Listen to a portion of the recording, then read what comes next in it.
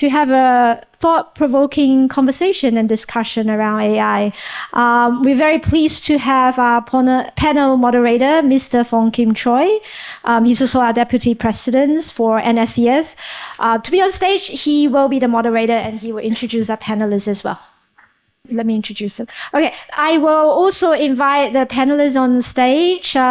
First, let's have Zephan. Zephan?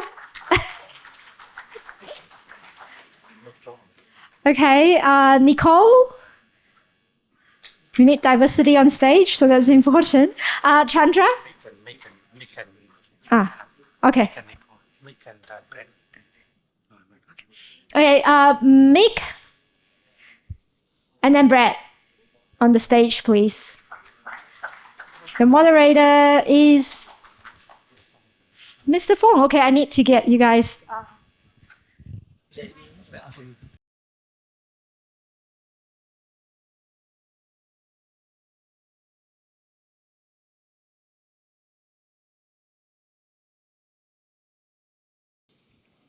Hey, good afternoon, everybody. We are coming, as Wei Chen has mentioned, the last leg of our conference.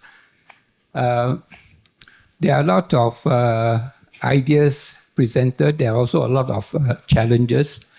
Maybe allow me just to give a bird's eye view of what actually AI is. I get my information from two persons. One is John McCarthy, the who conceptualized AI in 1956. So it is actually not new, AI.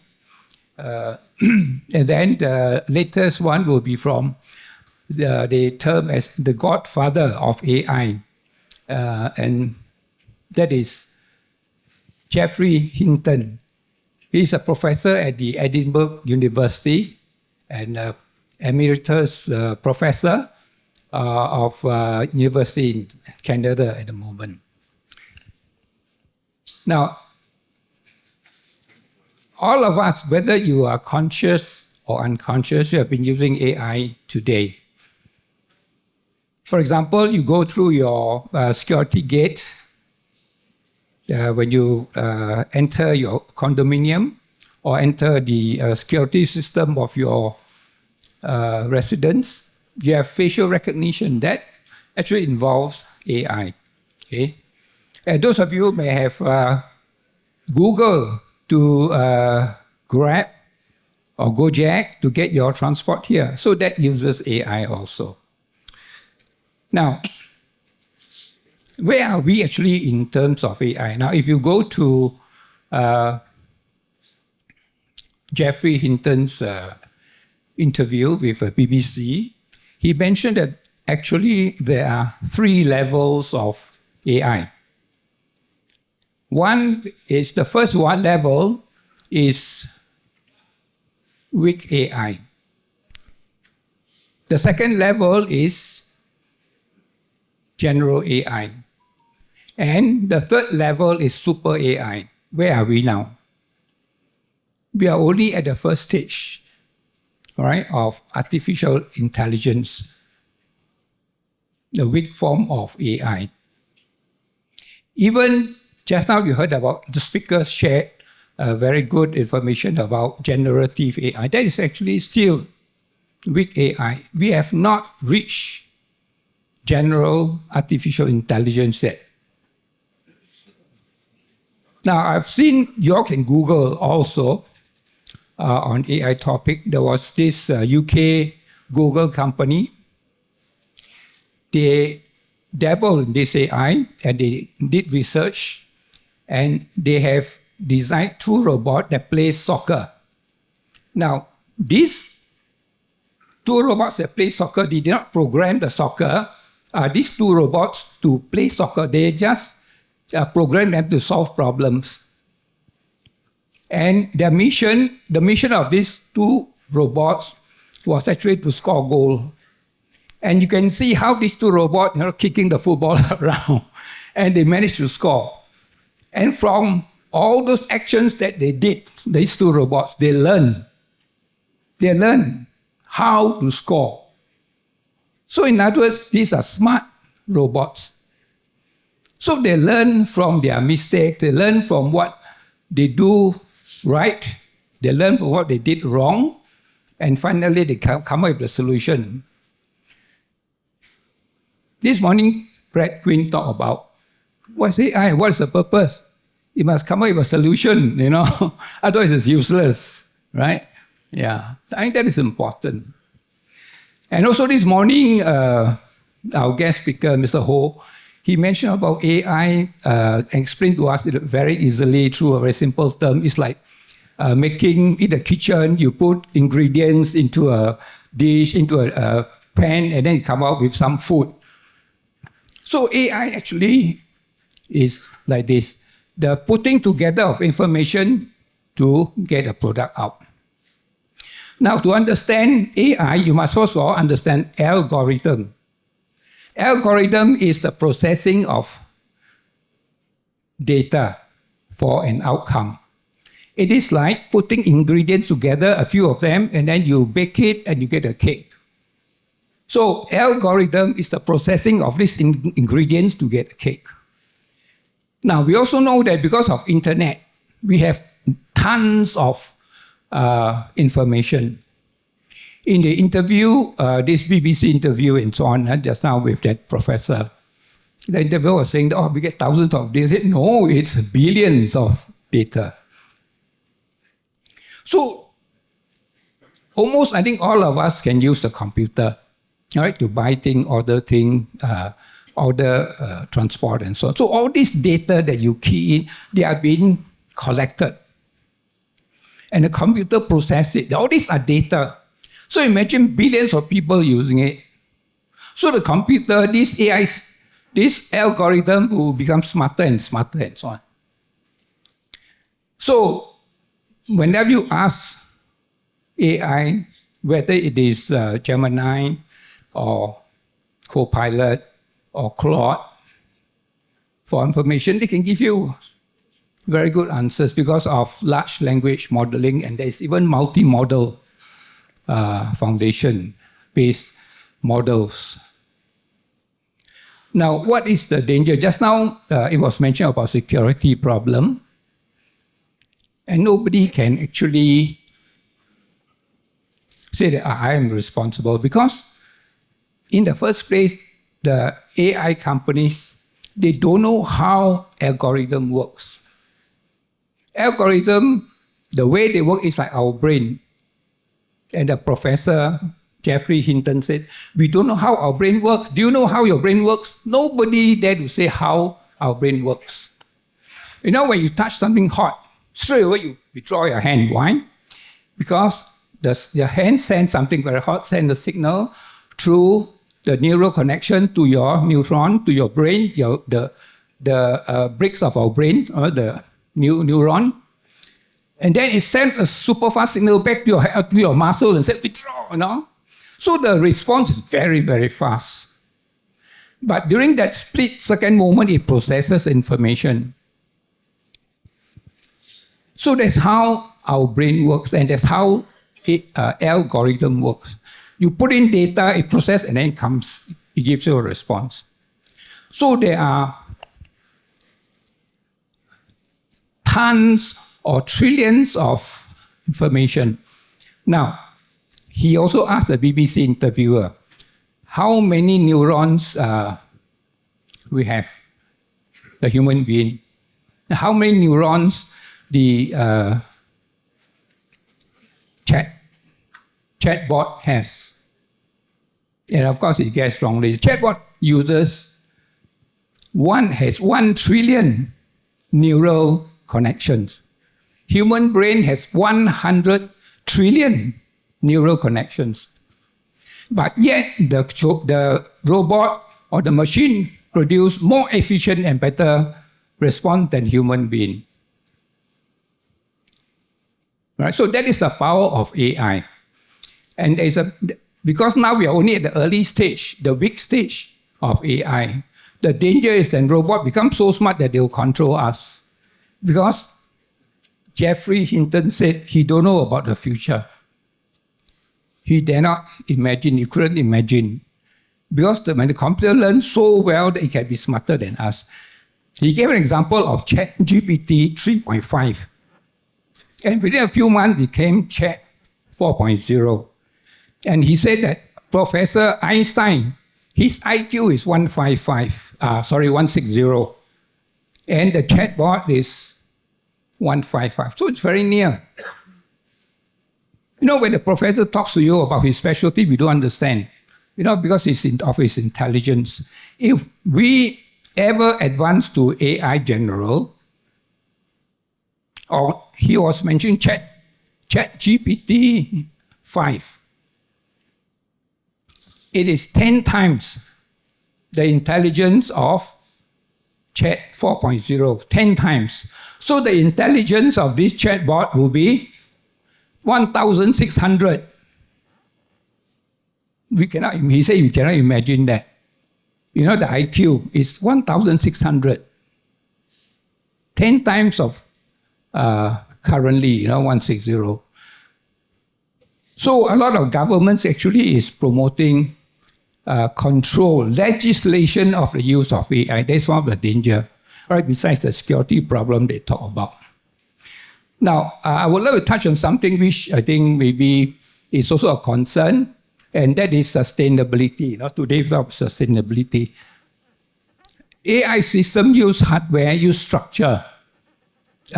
It generates a lot of heat, use a lot of electricity. Maybe we can ask our expert panel here how we can maybe make it more sustainable. I know some companies thought of putting the AI processing under the sea. It's cooler. Yeah, anyone would like to maybe share on sustainability of this? A really big generator? Yeah. Maybe? I was listening to Elon Musk talk about how, AI is going to suck so much energy, and he was saying that and even whether you like him or don't like him, Donald Trump, they're now talking about allowing these big AI companies to build their own power plants next to their actual AI generators. So, yeah, look, there's no doubt that it's going to require a lot of energy, and it's got to come from somewhere. Any others would like to share on this sustainability? Because there's also this hardware problem about AI structures, material used for AI construction, and so on. They will create AI waste, electronic waste, and so on. I think it's really important that we still rely on the people, because the prompts that we're asking the AI to provide for us is creating the energy requirement. So I think we've got to get smarter initially with our people, and the people are going to be the solution to be able to reduce the energy requirements in the short term. I was reading a post the other day where Sam Altman said that just by people saying please and thank you to ChatGPT, it consumes X amount of energy just by saying please and thank you to process that. Yeah. Incredible. All right. Yeah, it is processing a lot of data. So, very interesting, because I show you that we are trying to put together sort of like a symposium.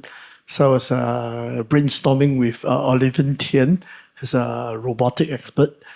We were just chatting about what we want to do for a symposium. So, and our topic, because we do that with the Center of Sustainable Development, so really talking about AI, and one of the threat was about sustainability. So he was telling us that exactly every time you give it a prompt, it's going to generate so much of energy, right? So Olivia was saying, we should be telling people don't use it for fun. And immediately 1 week later, the ChatGPT came out with this image generator. All around social media, people were generating unnecessary.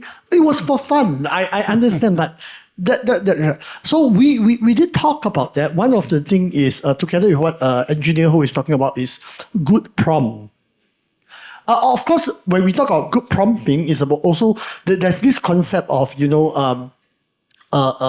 follow on. I can't remember. Basically, you prompt it in sequence, but it also means that if you can actually engineer your prompt in an effective and concise to get the most optimum result you want to get, you won't end up like giving it 5 prompts. One prompt does the case. So good prompt engineering, it may be one direction that we need to educate the general public. And of course, it is good to like generate one image for some entertainment, but don't use the ChatGPT just for your fun.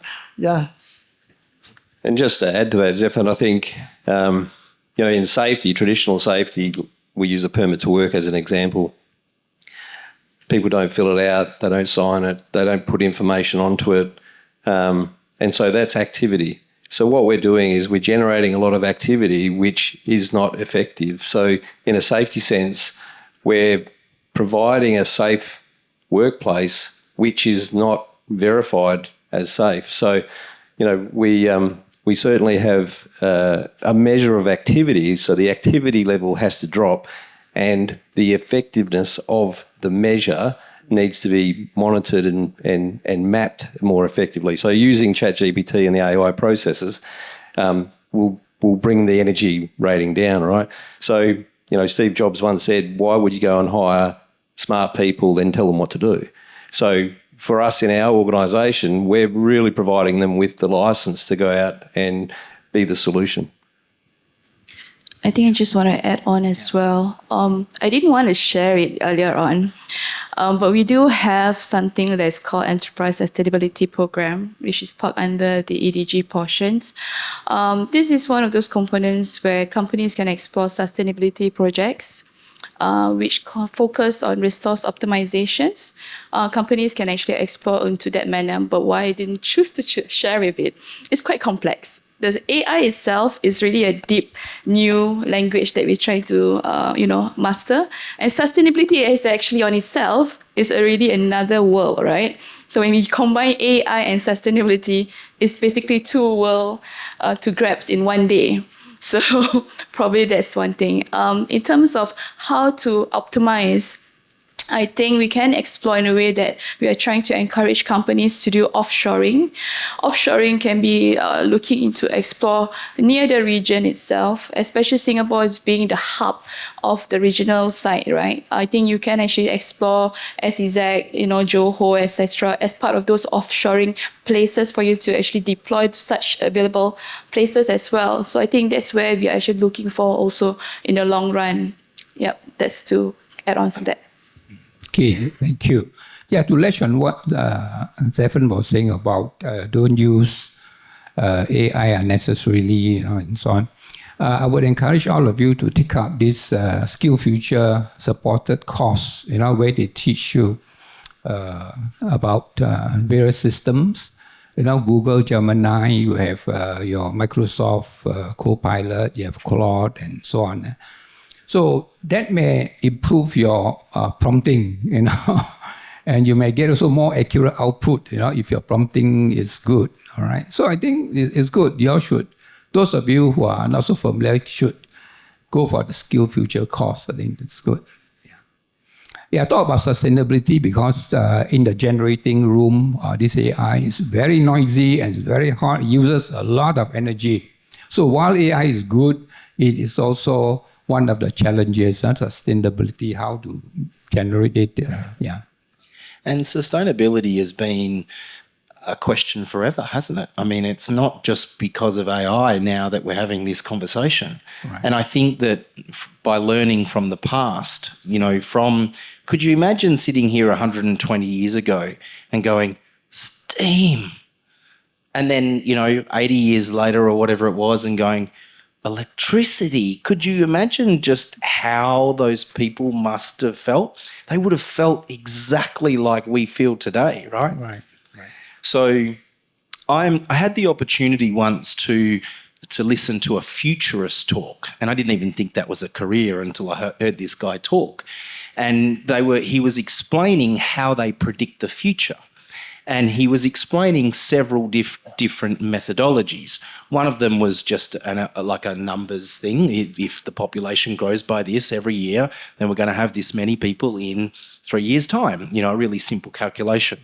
But one of the methodologies that I found really interesting was if people are talking about it, it is going to happen.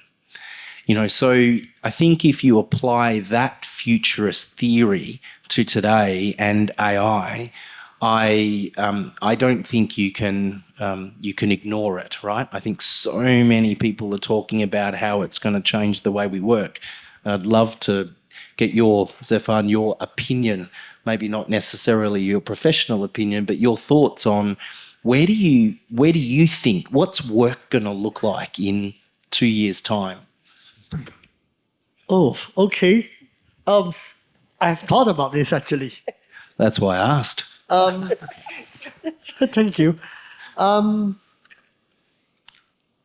Years ago, when people were still doing work manually, and when automation came in, we realized we could stand around, press the start button, let the sequence goes, program the sequence, and I just watch it happening. And that kind of automation has been replacing the physical work.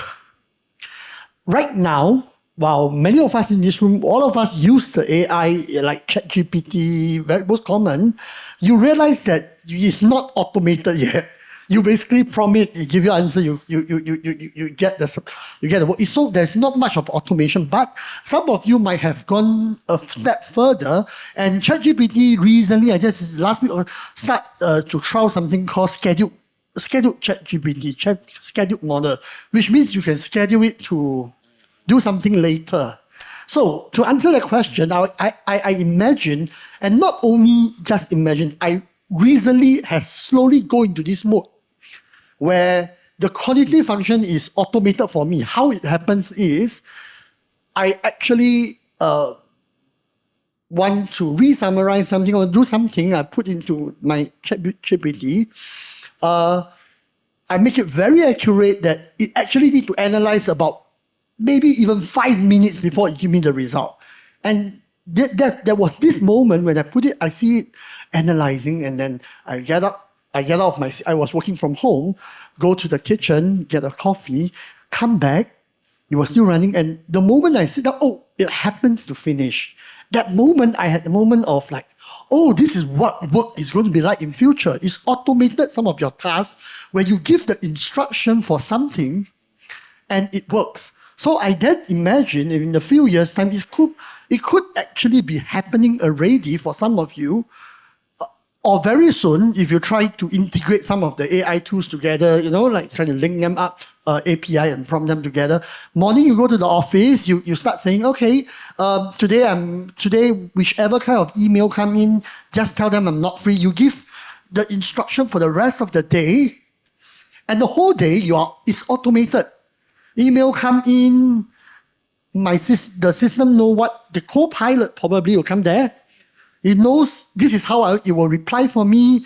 I go around, talk to my friend. At certain thing, it has a question, it prompts me, sounds my phone, then I come, okay, what is your question? So the AI asks me, I have 3 options for you, sir. What do you want me? Then I go. So the whole day, my tasks, even my desk job, is automated. And you're on the beach. Yeah, I'm on the beach. And occasionally, the AI is smart enough to know, oh, this is something that I need to ask my master. Prompts me, okay, yes, do this. So I imagine work to be like that. It might just happen within very soon. Yeah, that's how I think it might happen. Yeah. One other thing I'll talk about is the language barriers, because being a good Aussie boy, I only know 2 languages, that's English and Australian. And one of the things that I do when I travel around the Middle East, Asia and that type of place, I really struggle with the languages. And when we're in high-risk locations like Dubai dry docks, Asian shipyards in China and Shanghai and places like that, the language barriers is incredibly difficult in terms of the people that travel from Bangladesh Pakistan, India, into some of these locations. So, we're using platforms like HeyGen and some of those other AI tools now to change voices, information, and having induction content and safety information. So, having high lift cranes, tower cranes providing information to a rigger or a dogger that's providing instructions from a place that you can't even see. So you've got to rely on voice. Having that voice transmission and even using hand movements to be able to generate the information to a tower crane, which is 200 metres away, is really, really important from a safety context, because, the language stuff, as the world gets smaller, is going to be a really important place for us to start using AI tools. Yeah, so you can see actually the wonders, the power of AI. In fact, I went to Korea before COVID. The taxi driver would say, tell me what you want, where you want to go, and so on, or what you want to eat. So he handed me his phone.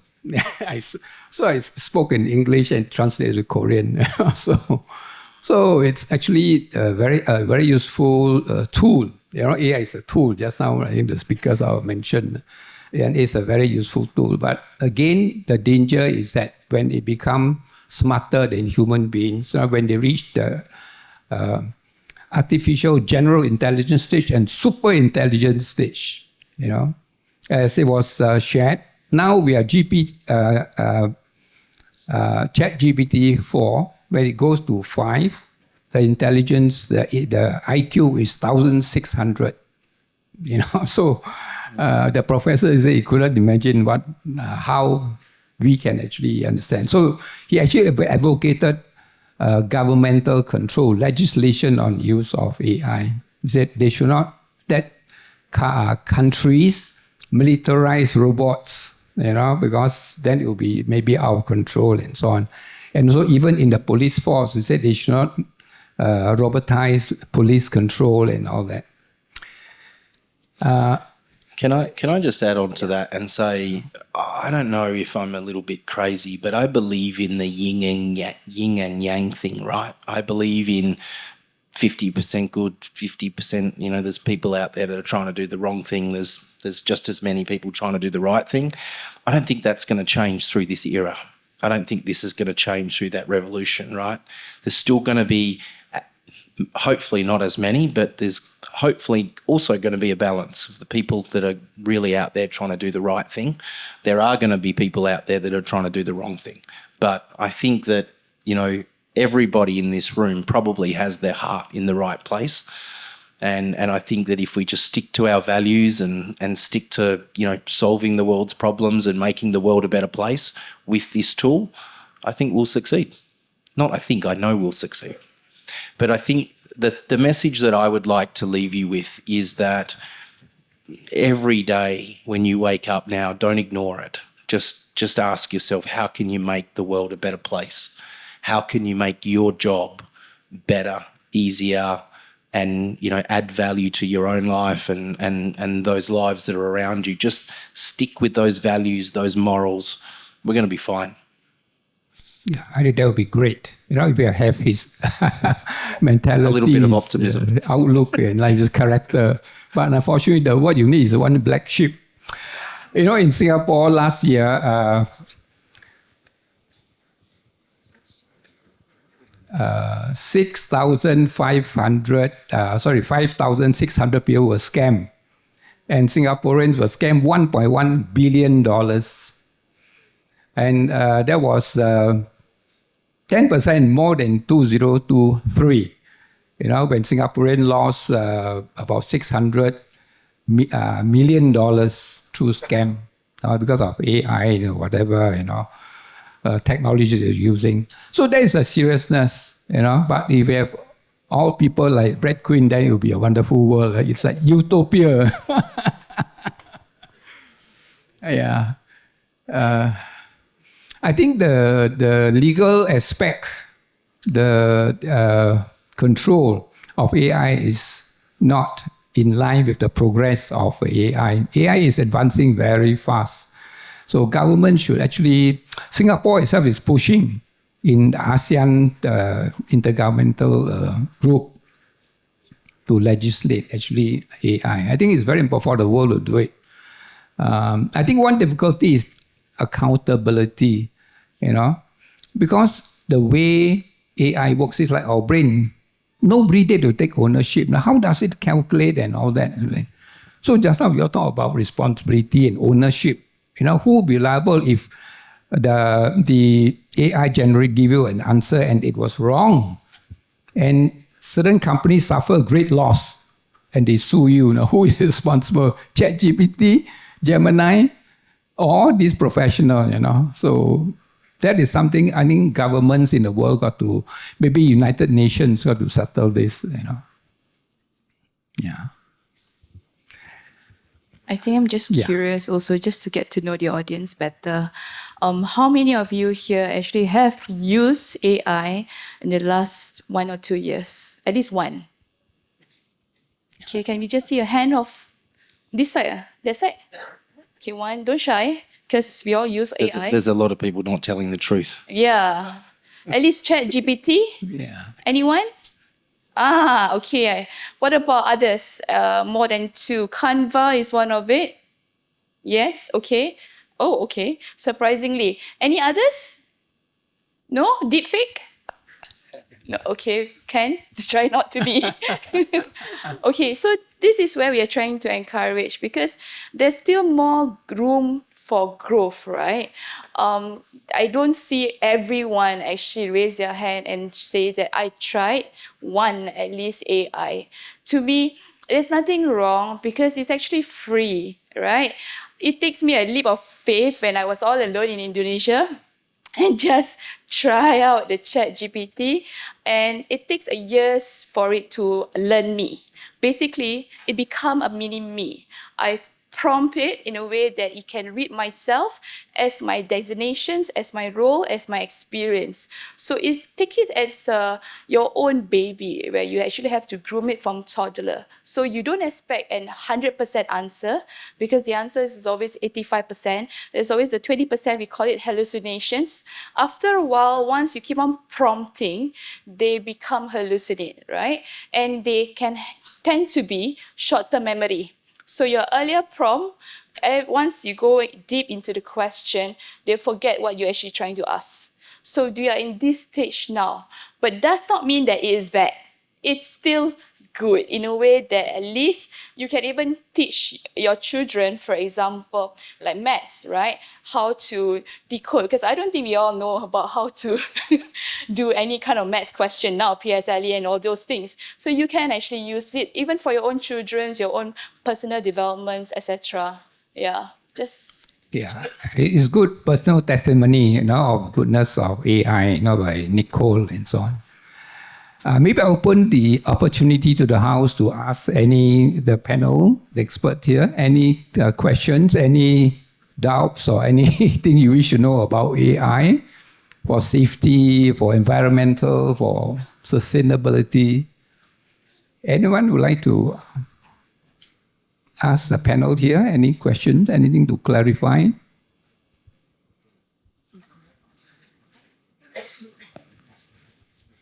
If you don't like it, just turn it off. Maybe you're from Australia, right? Yeah. Maybe you can share about AI legislation in Australia. Are there strict legislation on governance, control, and so on, use of AI? Or it's just free, open, anybody can use it? It's pretty open in Australia, but we certainly have our privacy principles. We've got our APP that we all work under. Most organisations, and I work for maybe 70 or 80 clients, and so every time we work for an organisation, we have a non-disclosure agreement that we all operate under. So typically we have legislative requirements around the information that we share, how we store data, where we use data, and the information that comes in and goes out. So it's pretty similar around Southeast Asia. But typically, Australians are certainly using a lot of the AI tools. I would say with an audience this size, I would say 90% would have put their hands up to say they've used a form of AI or 3 or more in a week.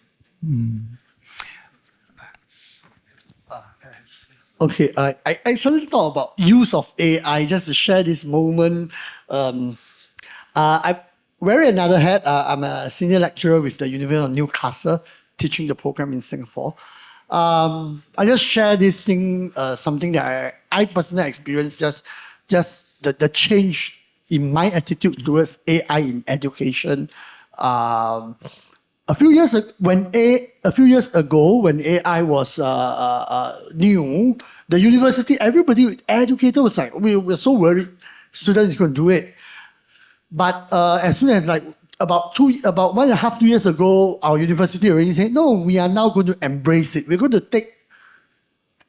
are going to assume that students will use AI. That really big shift. And for me personally, 2-3 years ago, when I was doing an assessment of a group project, I was also worried about my student using AI, cheating me and trying. I can't check for a plagiarism. But last year, when I was teaching a course, when the group of the student, my whole attitude changed. None of my students are using generative AI to generate an image for presentation. The last group did it. I was like, wow, finally. There was nothing wrong about generating an image just to prove a point, right? But none of the first 4 groups did it. So at the moment, I was like, oh, why aren't my students learning to use AI to enhance their work? So this is something that I think we need that paradigm shift to say start to embrace AI to produce good work. But of course, it's not about just getting something and reduce the amount of work, because the AI is going to actually give you even better product. Yeah. Then the second thing I want to share about related to health and safety, I think today we talk a lot about health and safety officer using AI to enhance. But another risk that I forgot to put into my point is we now need to be worried about other users in the workplace using AI to generate safety statement and just pass it to us without thinking through the process. So we as safety officer, safety practitioner, not that you need to check, but you need to know that they are giving you a product that they have actually went through the process. Because right now you go ChatGPT, I am using ChatGPT to generate a risk assessment. Your contractor will just give that to you. You're going to ask, ChatGPT, right? But do you understand the content? Does it make sense? So I think this is another part that I think I forgot to mention in management of health and safety. The other people are using AI, and we need to do take caution about this. Yeah. I think I just want to write on that as well. I think for this year itself, how I observe is, especially for our WSH officer, safety officer itself, this is the time of era in 2025 where you are actually having a paradigm shift where take AI as part of the tool, and as a safety officer, safety coordinator, and WHA, QMR, QS, QA, whatever, the list is long, right? So this is the part where you actually utilize the AI, come out in QMIR, QMS, all those things to benefit the company as a whole. It can be like your superpower considered, where you nurture it in a way that it protects the company, it protects the identity. If you write on it and you manage your risk management properly, it can also help to increase and save costs, right? So these are the things that you're actually at the era where you're early stage adopters considered now. If you tell me maybe 3 years later, I think a bit too slow already. We're moving too fast after that. So you're actually at the paradigm shift now, talking about the AI, because last time you didn't cover this topic anyway, right? So this is the right time. If you start to only implement it in the next 2-3 years, I think the world has moved faster. Now US, tariff, etc. I don't know what's next after this. So yeah, this is the age, the golden age for WSH officers to kind of use AI, speed up, and also I think the employment crunch, etc. I think this is the part where you can actually utilize such tools as well. Yeah. And Nicole, I'll tell you, touch on a quick funny story. And my son's in the room. George, my 17-year-old son, has travelled across here from Australia with me, and this is his first time in Singapore. I first was introduced to ChatGPT when he was standing in the fridge, and he had the fridge door open as he inhales the food out of it because he's a growing lad. And he says to the fridge, I've got chicken, I've got bacon, I've got cheese, I've got parsley, I've got pasta, make me something. And I watched him and I thought, what is he doing? And this thing prompted back to him and it gave him a set menu and a recipe to run by and a method statement about what he needed to do. And I walked over to him and I said, George, what are you doing? And he showed me on his phone, a little bit guiltily because he'd opened the fridge for about 15 minutes. But he showed me what he did, and then I saw a standard work method statement. I saw a safe work procedure being written right in front of me in my own house in real time. And that's what I saw as a safety professional. I rang Brett about 10 minutes later and I said, Brett, sit down. I said, whoa, this is going to blow your mind. And so it just completely changed the way that I thought about safety processes and safety information about how we could adopt this type of method. I showed Brett what I did, and within, a month, Brett, you've gone away after we had this conversation and we had this light bulb moment. Brett went away and developed Sam, the guy that you saw on the screen earlier, and Sam was developed from that conversation. So, that was 2 years ago, and my son George is 15, he's 17 now. But that's how far we've come in 2 years' time, and what's going to be like in the next 2 years. And even faster. It's just developing so fast. But I think you can go away from today with all of the discussions that you've seen, knowing that I'm going to say, you know pretty much everything that you need to know about where AI is at. It's developing fast. I mean, I spend my life immersed in this now. And I can honestly say I don't know any more than you do at this point in time. I know that it's a tool. I know that it's accelerating our, continuous improvement ideas. I know it can accelerate the bad stuff. But I think you can, after going to Marina Bay Sands yesterday and attending the GetX AI conference that they've got there in 2 massive halls and seeing hundreds of exhibitors, we're all still at that phase where we're trying to work out the use case.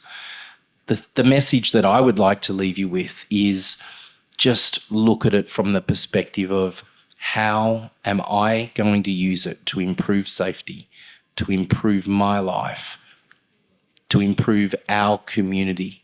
Just think like that proactively. And imagine if we can 300 people in this room can all be doing that. Can you imagine how much better the world is going to be?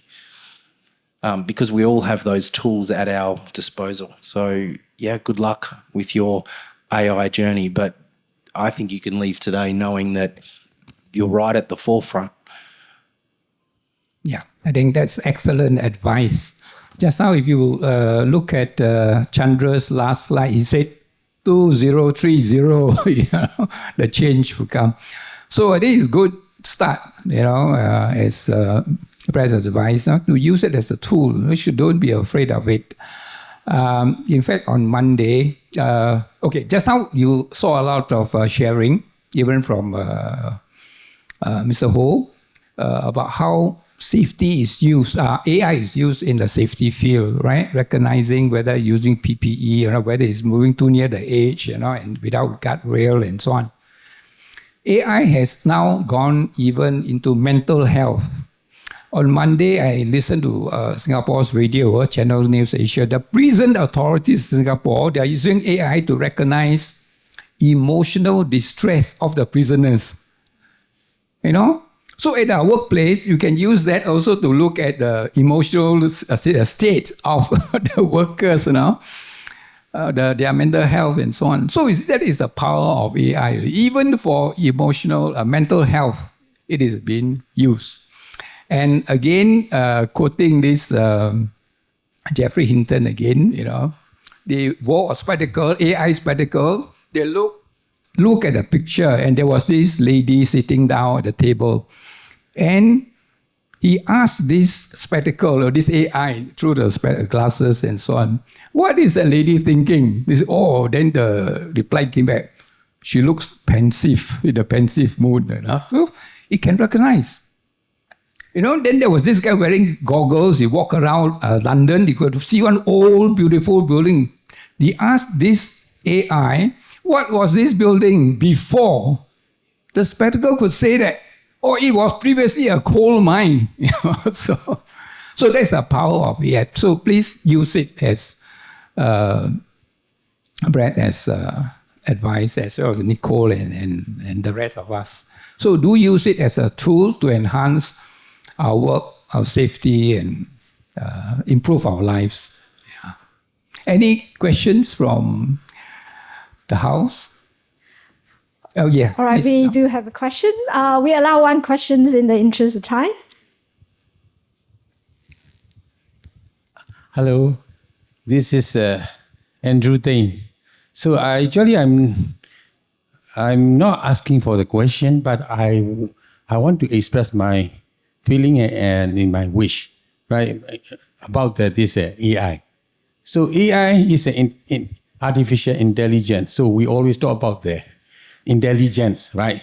So IQ. So just now you mentioned that IQ is in the 1,600 coming, right? Yeah. So why not we adding the AI inside? We have a other quotient. We have other quotient right? SQ, social quotient, EQ, emotional quotient. So if we can, I'm actually simply wish to government or institution to consider to add or include this inside the AI with the other quotient, like social quotient. What is the do's and what's the don'ts? What is the ethically we shouldn't? So all the rules and regulation acts and all the code of practice we need to have to put this all those ethically we need to control this AI to be more smart and more safe AI plus. I may say the AI plus. Thank you. Thank you. All right. Thank you for the comment. Indeed, just as what our panelists shared earlier, the different dimension within the AI black box itself. With that, I wanted to thank Mr. Fong and our panelists for a very rich and interesting panel discussion. Thank you. Thank you. Thank you. Yes. Thanks, Zephan. Thanks, Putri. And time really flies when we are having, so much good discussion. And thank you again to our panelists.